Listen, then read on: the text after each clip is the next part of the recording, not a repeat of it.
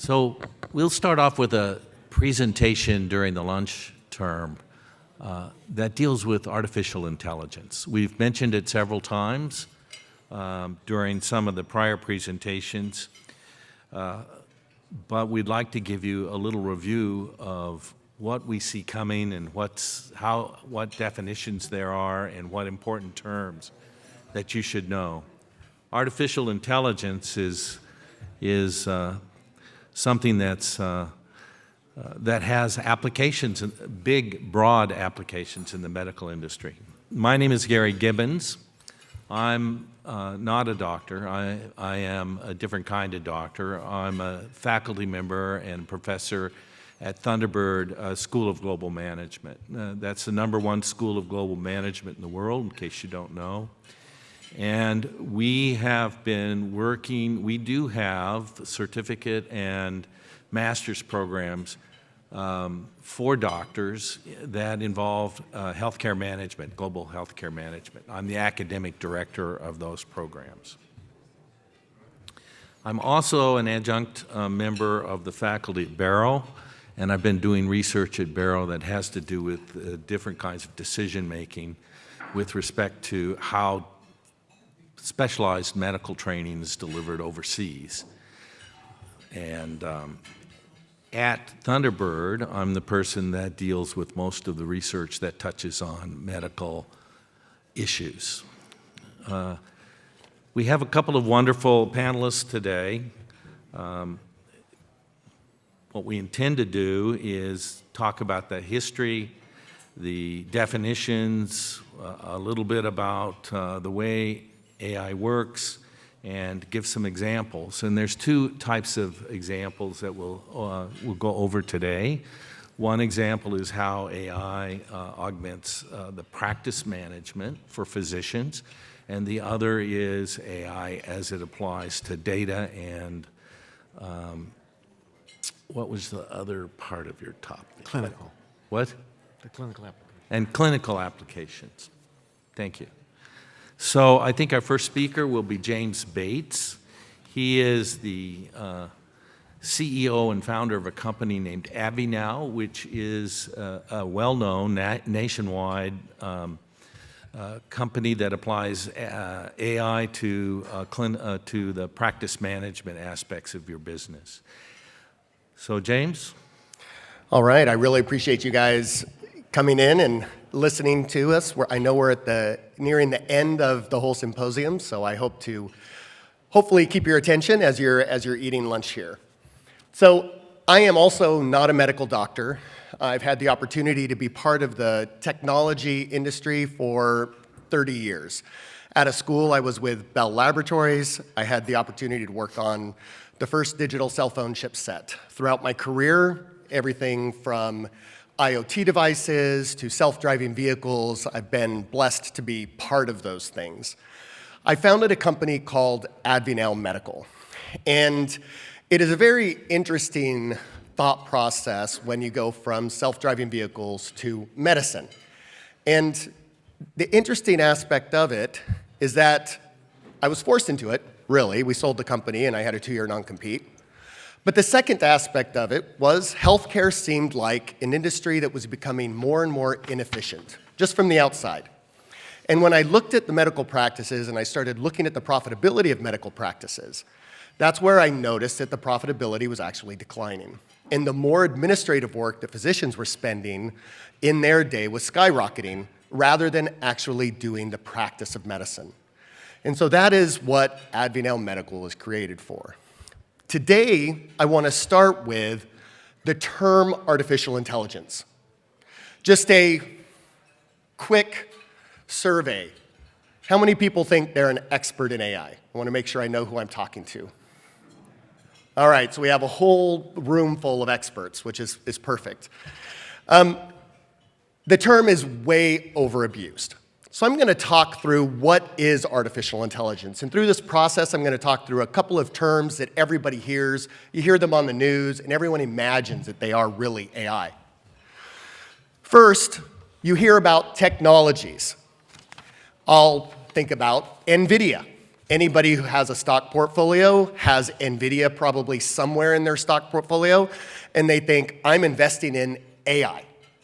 Well, what is NVIDIA? NVIDIA is really a calculator. That's all it is. It's a number cruncher, and it crunches numbers.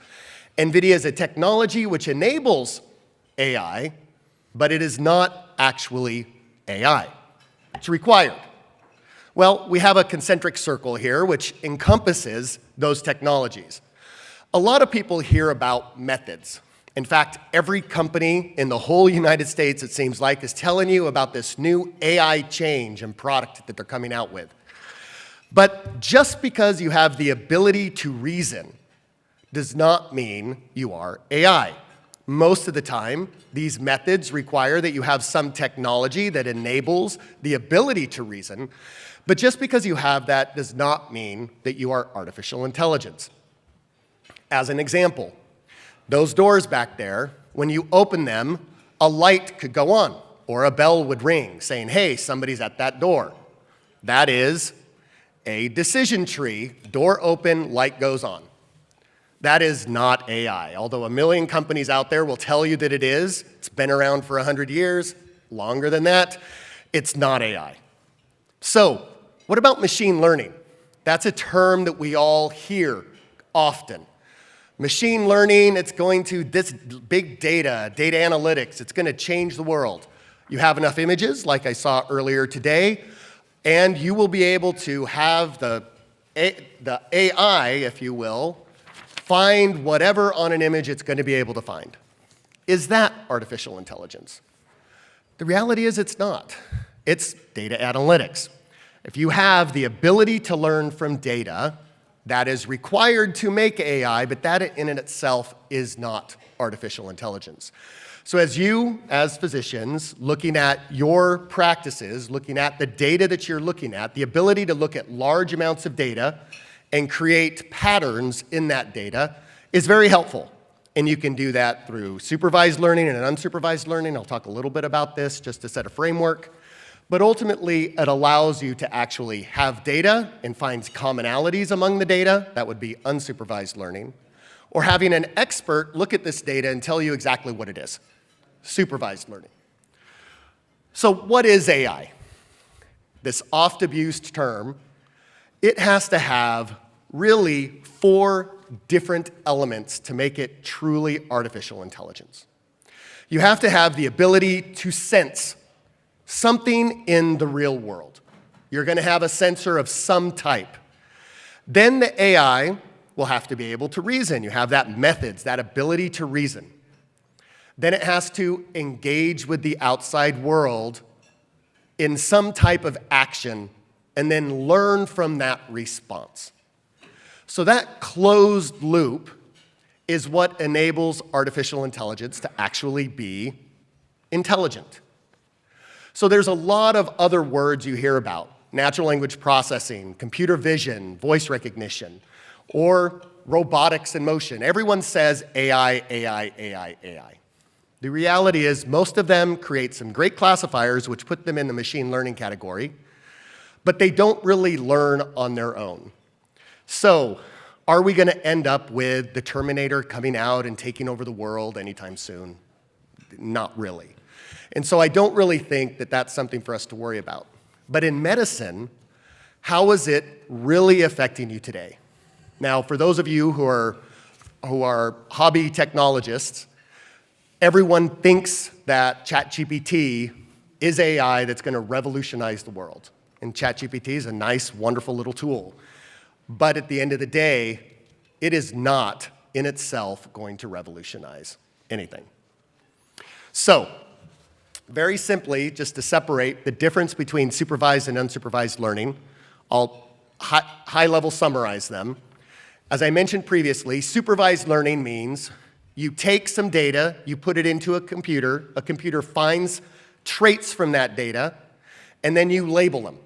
And you say, hey, this is images of an apple, there's 1,000 images of an apple, 1,000,000 images of an apple, they go in there and this is an apple. Unsupervised learning is we don't know what the data is we're putting into the computer, but what we do know is that there's similarities among them. And then once you look at the similarities, maybe an expert can train them, and you can combine the two. But ultimately, these are the differences. So when you hear about big data, you hear about finding answers in the data. Most of the time, that's unsupervised learning. The reality in medicine is that unsupervised learning is not used very often. Everyone talks about it as it's going to find, the next greatest cure. The reality is what we see is supervised learning is used almost everywhere. And I'll go through an example of how that's used today. So I'm going to skip through that for time purposes. This is an example of why healthcare is broken, and I'm talking to a room of physicians, so you guys are going to either agree with me or disagree with me, and definitely open for all conversations here. But the reality is, we're looking at the patient has an arrow through their head, and a lot of us are saying, well, so what's the problem? Well, the problem is I got this big, massive arrow in my head, but other than that, everything's great. The reality is the majority of healthcare practices are struggling, and they're being smothered. The spending is out of control. At the same time, the profitability is going down. So how is this possible? When the spending is up, yet the profitability is down. It ends up being a completely broken system.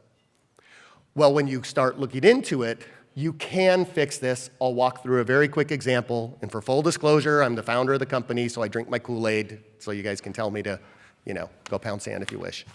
But ultimately, what we're looking for is a way to eliminate the administrative burden that has been smothering clinics. So the goal was to develop an artificial intelligence that would eliminate that administrative burden. So this is a patient journey that I'll walk through. We'll start on the left-hand side of the screen. Every patient out there is going to start your practice or wherever you're with, your hospital, with some type of digital front door, some type of registration system. The patient's going to sign all the disclosures. They're going to enter in their payment information, their demographics. They'll go through all of that normal activity. Physicians should not be a part of that. That goes directly into question and answer and triage. So you collect the initial chief complaint. Then, usually, there's a standard of care around that chief complaint.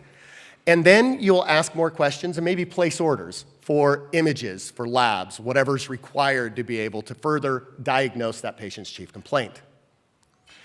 The AI will do that preliminary differential, as well as place orders for the objective information that the physician will need. In this case, we're not doing any diagnostic activity. This is just releasing the provider from doing things that basically are very simple and are a waste of their time. When you go in on the right-hand side of the screen to the measurements, a list of X-rays, CT scans, MRIs, whatever they may be, labs, are sent out and taken by the patient. Once all of the objective and subjective information are collected, the AI has a decision and support tool. This decision and coding support tool gives a list of illnesses to the provider. That list of illnesses, based off of peer-reviewed literature, correlates all of the collected subjective and objective information to each one of those illnesses. Now, under a normal system that you work with today, the physician would be the one entering all that information. Maybe you could have a nice physician assistant, or you'd have some other person do this for you, but initially it's a human documenting all of this information. Now the information's collected ahead of time. It's presented to the physician, so the physician has the data at their fingertips.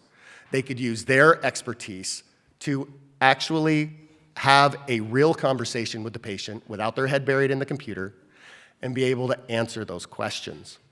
Once the physician finishes the consultation with the patient, they select the illness. The AI will then scribe a complete SOAP. Again, based off of peer-reviewed literature, physician has complete control, can edit it if appropriate, but the SOAP is based off of the decision the physician made, as well as all of the subjective and objective information that's been collected up until that time. Once the physician approves it, The AI gives the coding that would be appropriate for it based off of the patient's history and the selected illness. Once a physician approves that, that ends up back into the system. If the payer denies, the AI learns that denial reason, and then it corrects it when it's collecting the subjective and objective information as you go around this circle. This type of example is very different than what you will hear most about when people talk about how AI is going to change medicine. This type of AI is allowing physicians to be physicians once again, allowing physicians to spend time with their patients, allowing physicians to actually practice medicine and not become overpaid clerks. The AI that you'll hear about from our next speaker is AI where you're using large amounts of data to correlate and help you diagnose and treat. This helps you deal with the crazy of your practice. This is a case study. This was used in an urgent care, actually here in Arizona. Pre-AdviNow, this is the way you'd measure an urgent care is really throughput. It's patients per hour is a large measure of whether this is going to be a profitable clinic or not. 3 patients per hour before AdviNow was used. 4 locations, about 20 different providers. The same providers, the same locations, they went to an average of 6 patients per hour. But here's the interesting thing. Those providers spent more time face-to-face with the patients after the adoption of the program, even though they were seeing twice as many patients, and they actually worked less hours per day. Instead of waiting till the end of the day to do their charts, the charts were completed as they saw every single patient, and it allowed them to have a much more fulfilling experience as physicians. Of course, throughput is not the only thing. There's many quantitative and qualitative reasons that artificial intelligence can enhance your practice. But this goes into not only the patient experience, the wonderful Net Promoter Score that I'm sure many of you have heard about, but into the burnout that you as physicians see, the burnout that your nurses, your medical assistants, and your front desk administration sees. But the quality of care, the actual outcomes that your patients experience because they have that full history collected, documented, and taken into consideration. All right.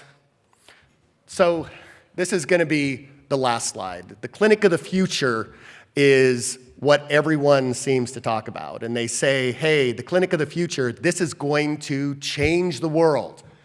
You are going to have a clinic and you're going to walk in, there's some AI is going to scan you, and then you're going to be done. And every physician gets to go home, and jobless. The reality is that's not for a very, very long time, if ever. One thing that I've discovered after being in the medical industry for the past 8 years is that medicine is human. And at the end of the day, as you are looking and engaging with each of your patients, having the ability to actually talk to them, spend time with them, experience them, that is what AI brings to medicine.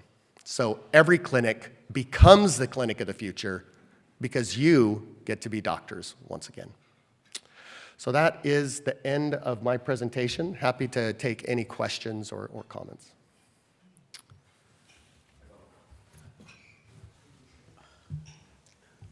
I don't know much about AI, but if you have a very efficient system of people who work for you, this can be done much better with a human approach and human touch. The problem is not collecting all the data. The problem is getting the data. We don't get the CDs. The CDs don't open. The labs are not sent to you. So this is something that you have to fix even before the patient comes into the room. Exactly why we engage with the patient from the very beginning. So right when the patient schedules their appointment, the AI does that preliminary differential and places the orders and guides the patient to go get those orders before they ever see the physician. Because that is exactly a huge problem and a waste of all of your time. If you're seeing a patient and they don't have the information that you need to be able to do your job, you have now not only wasted your time, but you've wasted their time and created inefficiency in the whole platform. So thank you. Very good comment. So I have a question about this slide then. How does AI guide you from 1, 2, 3, 4, 5, 6? There's six steps on this slide. how does AI guide you and help do that and gain that efficiency from step 1 to step 6? Sure, thank you. What we start with is a digital front door like all of you have used. It's a link that your doctor's office will send you when your appointment comes up, or it's a link from your website that you click on. That app used in your browser on your phone is the complete engagement that you need. There's no app you need to download. You just click on it. It's branded the clinic. The AI guides you, schedules the appointments through the whole process so that you don't have the issues that we just talked about previously. Again, going to your definitions, I enjoyed your talk and it's very intriguing, but machine learning versus AI. And I'm seeing a lot of machine learning here. They're saying if this, then that, blah, blah, goes through. If you come in with a bunion, I got to schedule you for a foot x-ray, boom, boom. I'm not seeing reasoning and really saying, I've seen 100 patients with this type of problem, and I'm going to put you in this protocol now, where they're actually taking information, learning from it, and then getting feedback. So how does this become AI from machine learning? Fantastic question. I only have a couple more minutes, so I won't steal too much of my partner's time up here. The artificial intelligence, the way it was created, it had to be based off of peer-reviewed literature because of FDA purposes. We could actually not use the machine-learned data that we get from our population if it's not backed up in peer-reviewed literature. Then we become a diagnostic engine. We're not a data collection tool. And so the way the system is used today and the way we're licensed by the FDA is as a data collection tool and not as a diagnostic tool. The cool thing is we have all that data. We see the outcomes. We know the questions we need to ask. We know the orders that need to be placed. And these get learned and refined with every single patient that we see that makes our physicians that utilize the platform much more efficient. And that's how AI is being used today. In the future, there is a time that I think it'll also become a diagnostic tool, but that's still a few years out. Okay, thank you very much. Thank you.